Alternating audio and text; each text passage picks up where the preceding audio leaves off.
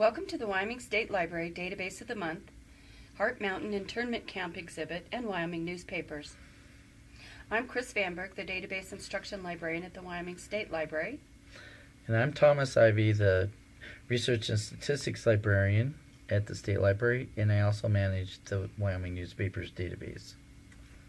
We're going to begin here at the GoWild.net page to access these Wyoming newspapers and the exhibit. You can access them by going to either the History subject category or under Wyoming, and I'm going to select Wyoming. Here at the top you'll see Wyoming Newspapers. And from this page you have access to all the Wyoming newspapers, but today we're going to start up here with special newspaper exhibits. If you just scroll over, you can choose Heart Mountain or the Wyoming Statehood Celebration exhibit, or if you'd like to see both of the nice little graphics that we did, you can click on the image and it'll take you to that exhibit. The Heart Mountain exhibit we decided to do because it was the 75th anniversary of Heart Mountain Internment Camp. We had found that the state archives did have the newspaper microfilm, and so we had it digitized and got it up, and as we were looking through the various issues when we were doing various metadata, we found some really interesting things and thought this would make a great exhibit. One of the things we do want to say is that we're not experts on Heart Mountain Relocation Center. There is an actual website for the Heart Mountain Relocation Center, and we do have a link to it right here on this page. We also link to the newspaper inside of the database, so if you click on it, it'll take you into the database and you can search the newspapers. You can also search the 350 other titles that we have in these Wyoming newspapers by clicking on that image, and Chris will show you later how to perform a search in there. Down towards the bottom, we have a couple other links. The images, you'll see a lot of sketches in here. They're by Estella Shigo, and we'll talk about her a little bit. And we got those from the American Heritage Center, and they allowed us to put those on. And then as well as PBS did I believe it's 30-minute short documentary on Heart Mountain, and they allowed us to put a link to it, so you can watch that from here as well. And it's a really interesting documentary. At the bottom of each page in the exhibit, we have images, and you can click on an image and it'll take you to a larger image inside the American Heritage website.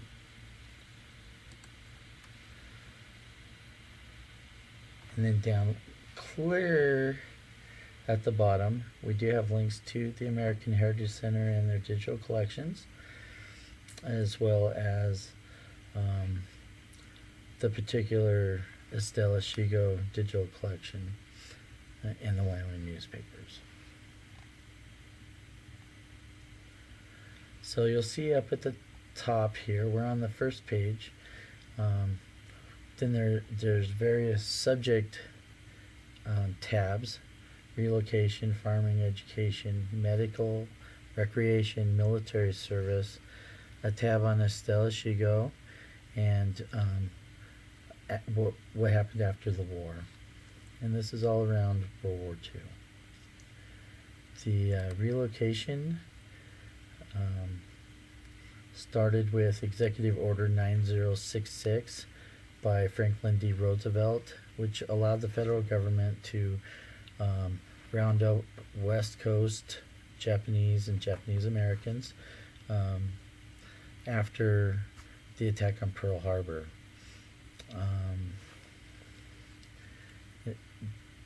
Here's an example of a poster that was put out after that basically instructed people of Japanese ancestry where to go to be housed before relocation. A lot of times they were sent to fairgrounds or horse racing tracks and set up. Those were made into makeshift quarters.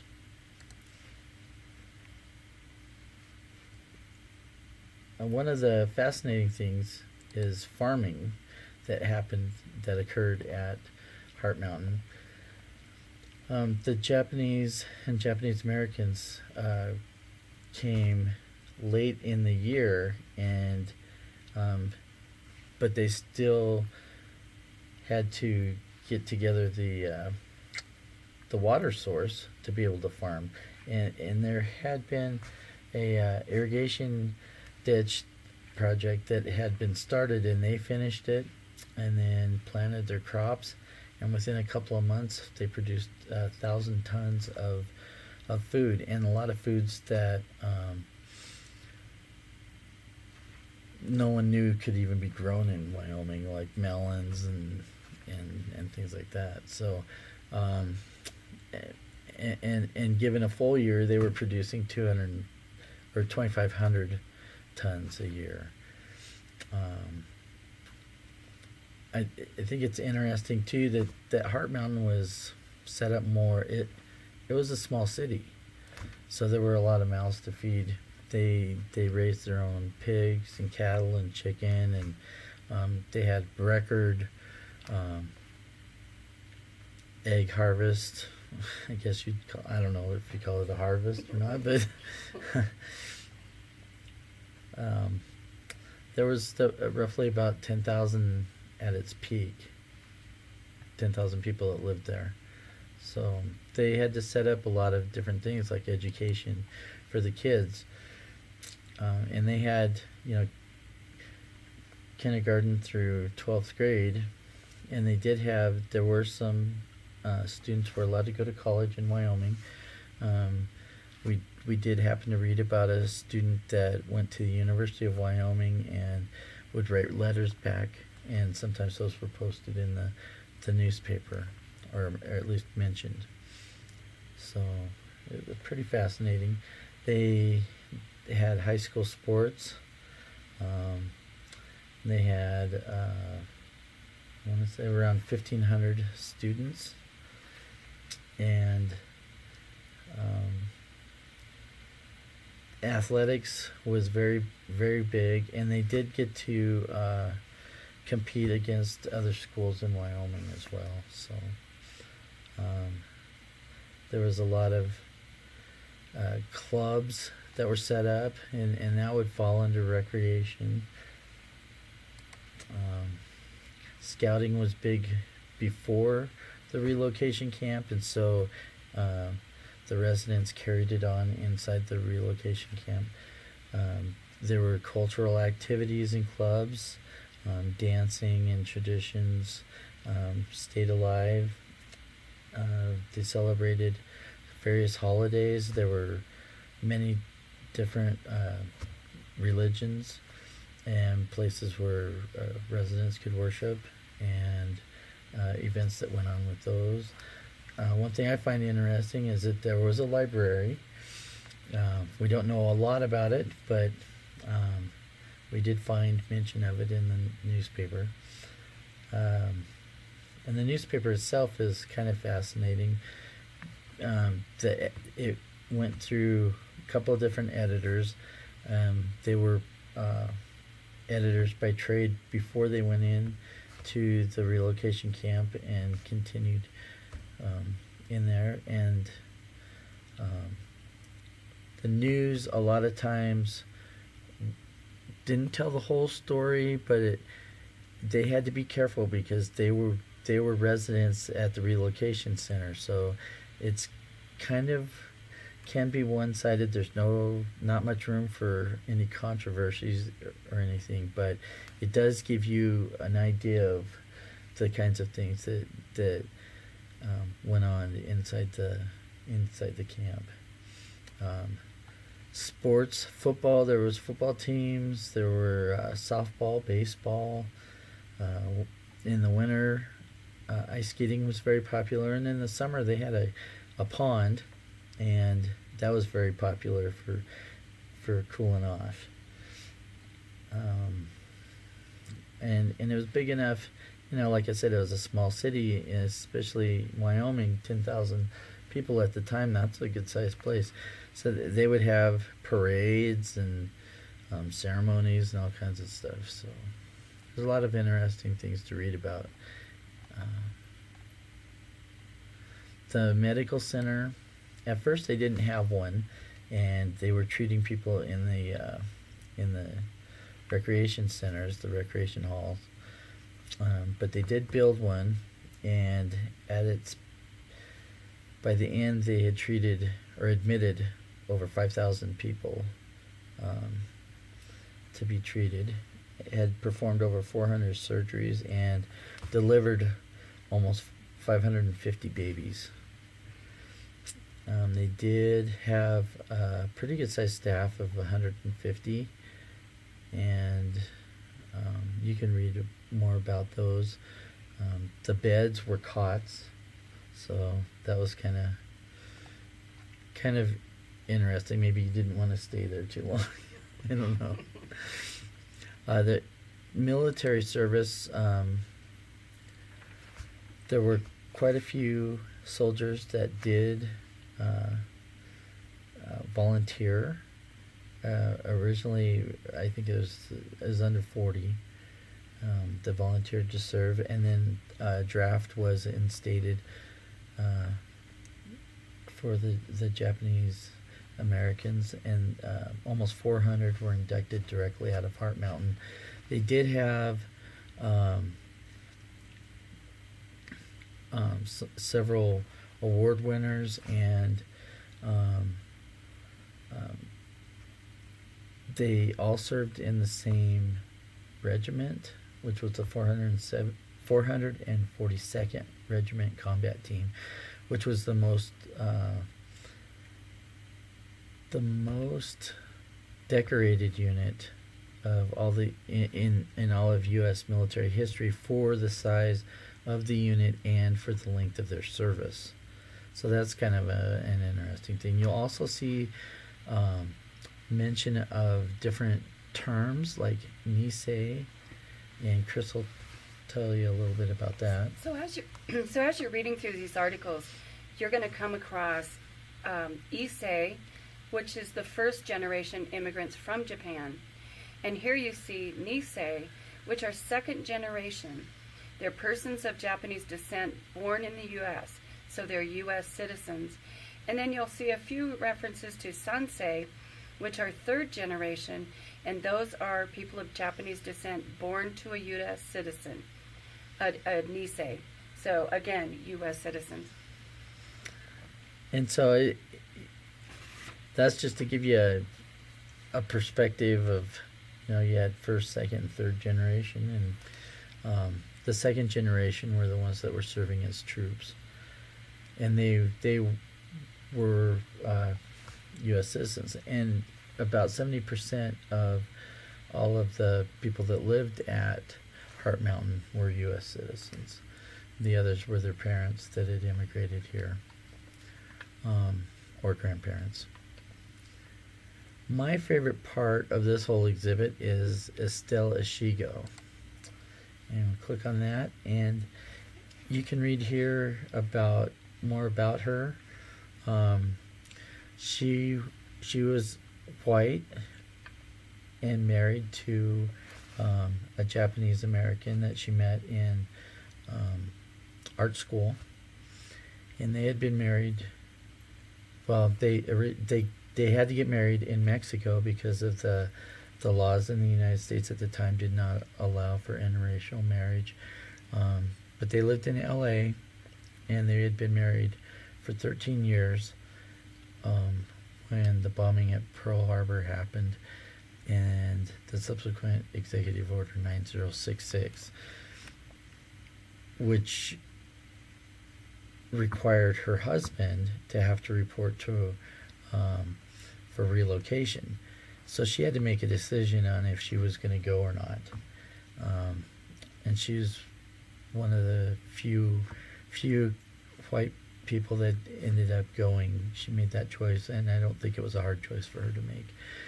But while she was there, she used her art to depict and draw everyday kind of happenings at the camp, and so that there was some kind of documentation. She took photographs as well, and the black and whites are at the American Heritage Center in their digital collection.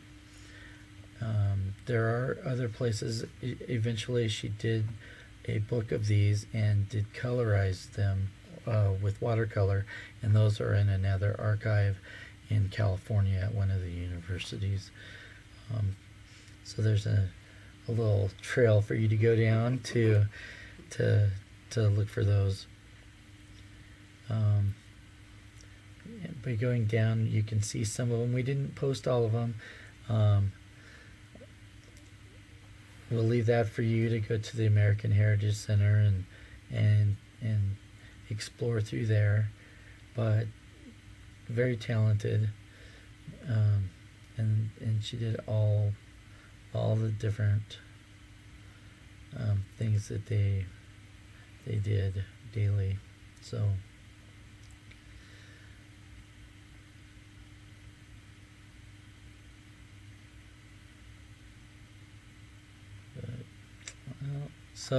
So it's a pretty fascinating story of her life, and so I'd urge you to read more about her and explore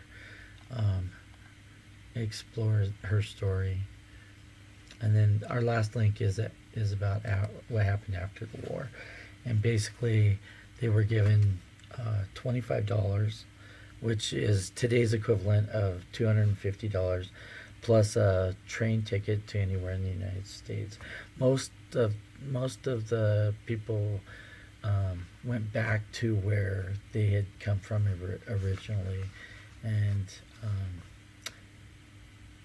tried to start their lives over, because once they went to relocation, they lost everything that they owned: their bank accounts, their cars, their jobs, any property that they had, like houses or businesses, farms, whatever. So and you can read more about all of that in the exhibit, as well as the Heart Mountain newspaper. And I'll turn that over to Chris, and she'll show you more about searching it. I'm going to go back to the home page here for the Heart Mountain exhibit and show you again. Tom pointed these out, that you can go within the text here straight to Heart Mountain Sentinel or back to the Wyoming Newspapers. And I'm going to start back at the Wyoming Newspapers, and we'll do a little browsing through this. The first search I want to do, and I'm going to search all of the newspapers, is Heart Mountain. And I put it in quotes to keep those words together, and Japanese.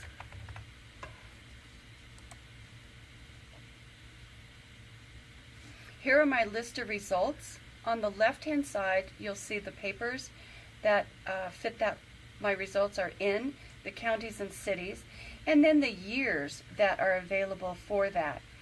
Notice the very first results are date, and then it says Japanese. And so these are actually in Japanese.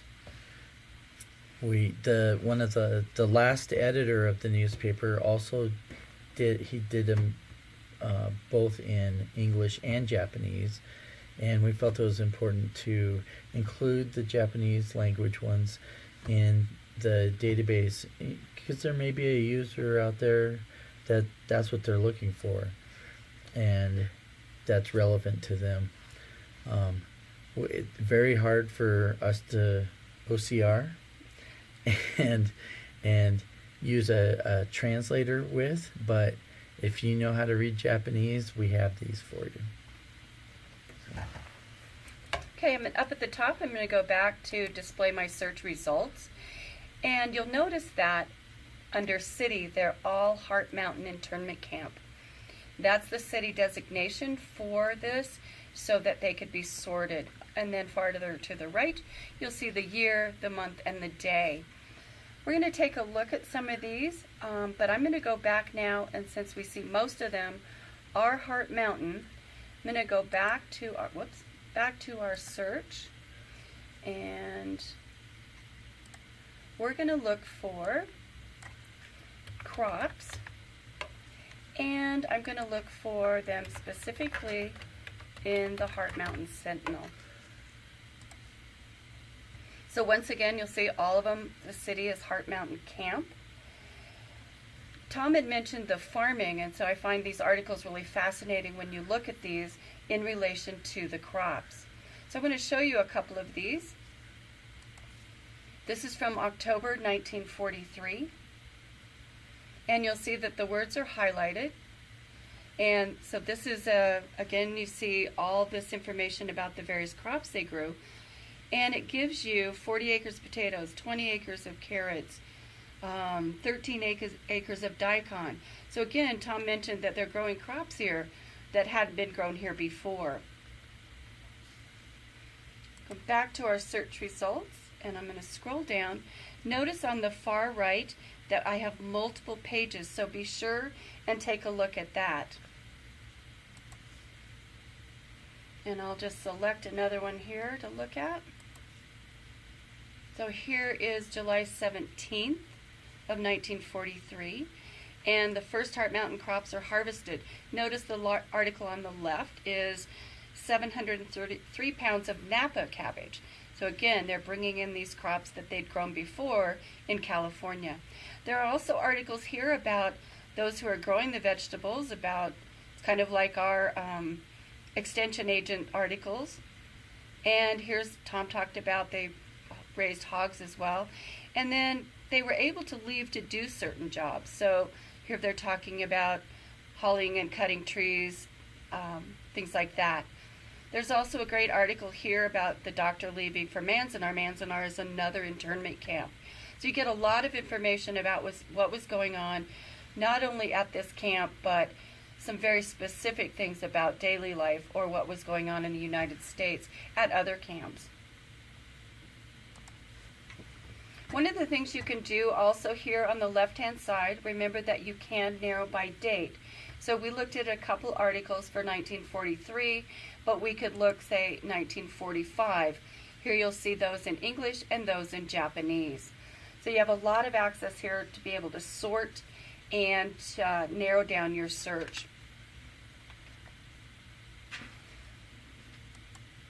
So that's back here, Wyoming Newspapers. Again, in the Heart Mountain exhibit, you can also access the specific Heart Mountain Sentinel or the Wyoming newspaper collection. The next thing I want to show you is going back to gowild.net, where we started, and we looked under history and Wyoming for that collection. But I want to show you another two of our resources that you can search Heart Mountain. I'm going to select ProQuest Central, a large database for this searching.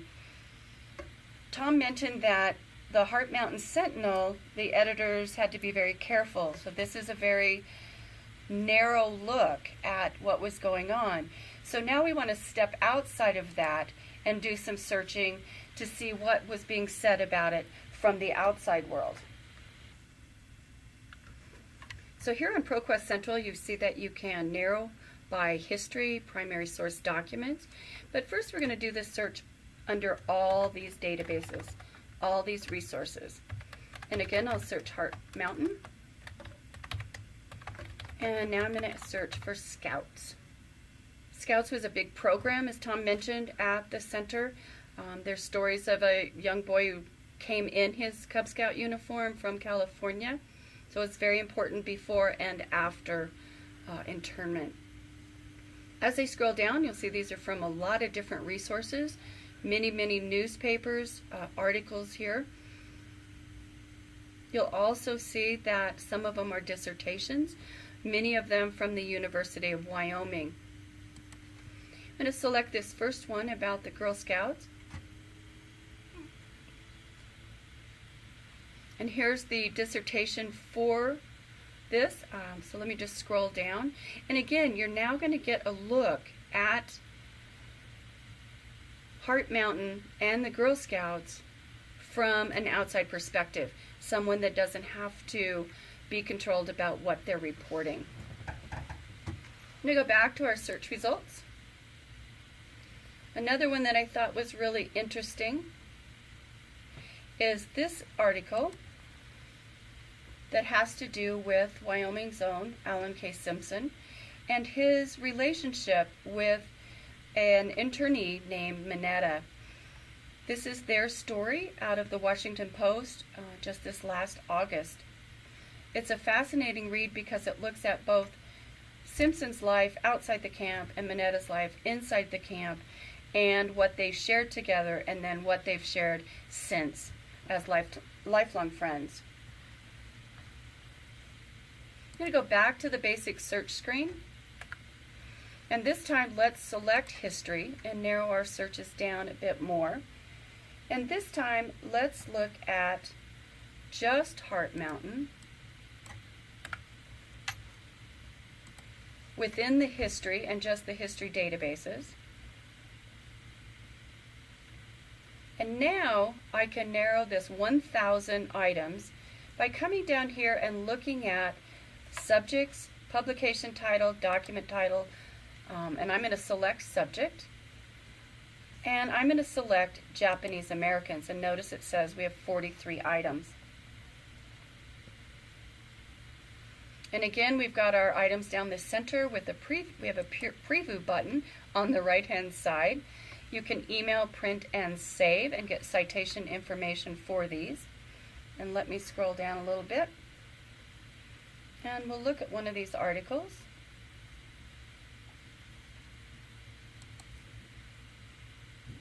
So here's another person's personal story about being at the camp.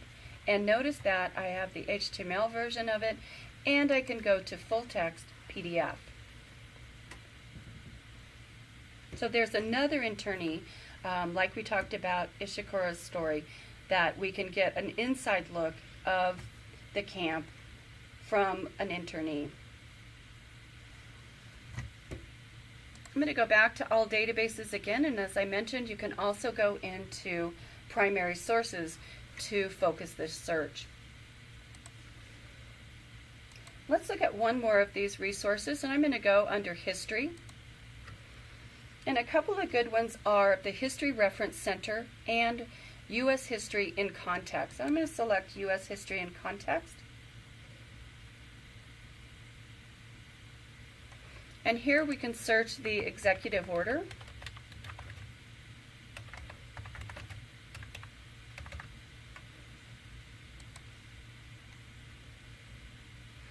And you'll see that you've got reference items, biographies of people involved at the time, some primary source documents, images, and there's the one that Tom showed you earlier, some magazine articles, and news items and academic journals. Notice under the magazine articles there are 3 listed, but if you look next to magazines it says there are 4. To get the full number of results, you do need to click on the header. Also notice that there's a box and a triangle. If you hover your cursor, you'll see that the box is intermediate level and the triangle is advanced level. Because these are promoted to the schools and Kids for Research, that's a good piece to know about this. You will also find that you're going to get some that are abstract only, and there are other ways to search for that, and please let us know if you're trying to find one of those. I'm going to go back to my search results, and let's look at a couple of these reference items, and notice there are 22. We've added a little symbol here. We've now added the green circle, and that's basic content level. So again, we can really be careful and specific for our different readers. On the right hand side again, we can email, download, print, and save these articles. Back here to GoWild.net, just want to show you History Reference Center real quick.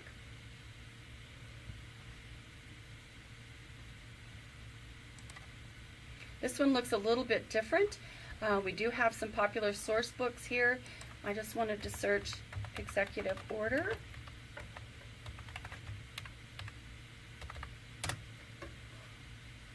And now you can see a different set of results, so it's always good to use more than one resource. Also notice that there's mention of Buddhism, so you can remember that at these internment camps there was Christianity and there was Buddhism. Here's the Executive Order 9066. Defining documents is one of these resources. Notice that I have an abstract only here. Be sure and check on the left for the PDF full text. So there's the summary overview, and there's the historical document text.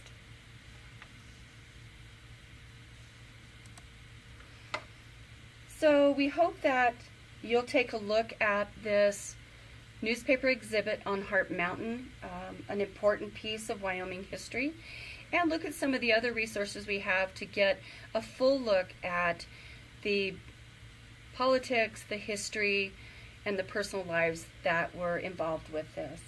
Use it in your classrooms, for programming in the library, or just for your personal research. Thanks for joining in. Thank you. Bye now.